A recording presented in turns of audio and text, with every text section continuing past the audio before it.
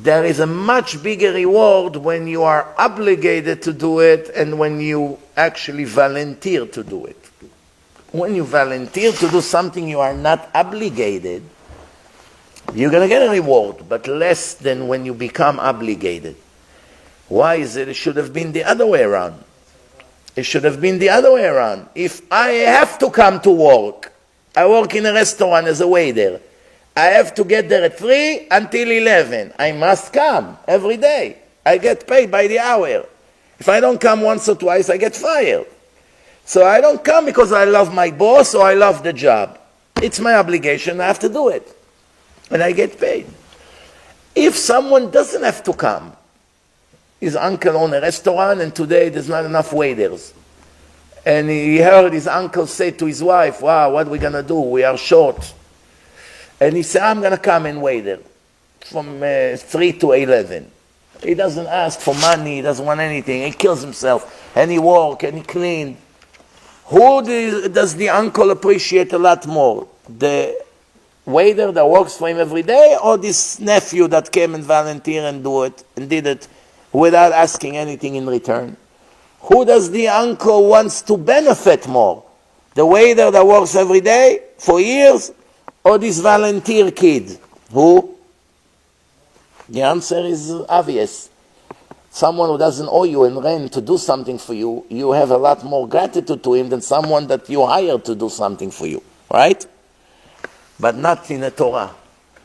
Why? In life, yes. Of course, someone who volunteer always deserves bigger credit than someone who is obligated.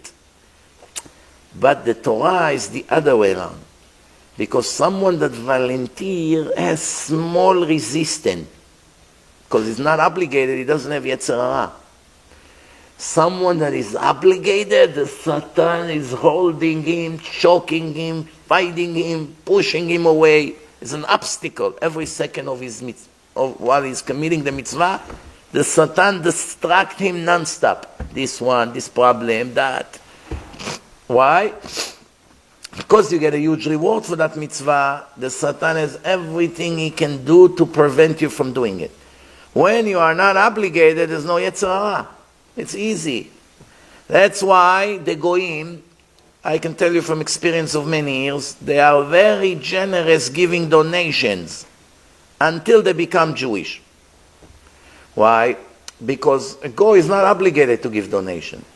The Torah didn't say to the Goyim, you must support Kiruv, you must support Yeshivot, you must support this and this. Yes, it's obvious, it's decent thing to do. Every Goy understands while I'm giving charity, he's going to get a huge reward for it. It's common sense. And the Goyim are obligated to do everything that is required by common sense. But the Goyim don't have an obligation to run and look where to donate.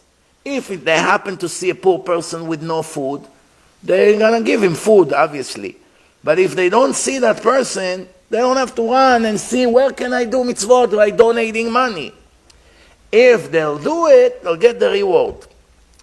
But once they become officially Jewish, the Satan fights them 10 times harder. Now it's become their obligation.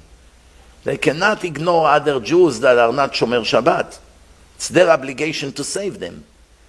And because they have an obligation, the Satan is going to do everything he can to prevent them from giving a penny. Why? Because it's became their obligation. So everything in life is like this. When you are not obligated, you know how many times people came to me and say to me, Rabbi, I'm so upset that I don't have the money. If I had money, I'll give you everything you wanted. You tell me $1 million, in a second I'll give it to you. And I believe him 100%. It's not a crook. Connect him to a lie detector. Ask him, if you make now $5 million in the lottery, would you agree to give 20% donation to the rabbi? Absolutely. The machine shows he's actually mean it. No lies. Give him the 5 million when he wins it next week, and now comes to him and says, what about what you promised? 0 you get. Not even 5,000 you won't get. What happened? He didn't lie. A week ago we checked him by a lie detector. A week ago he had no money to give. It wasn't a practical mitzvah. hypothetically speaking. His good inclination told him, wow, if you had the money, you should have done this and this and that. Now when he finally got the money and it became an obligation to give, now comes the Satan and does everything he can to tighten his heart from preventing him to do the mitzvah. When it becomes practical, comes the Yetzer Hara.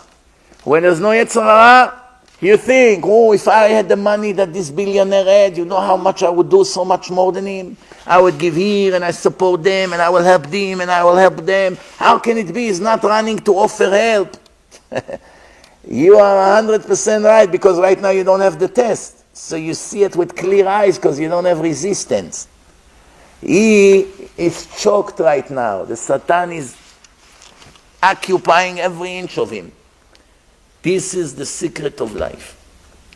The more obligated you are, the harder it is to do. The more obligated you are, the harder it is to do.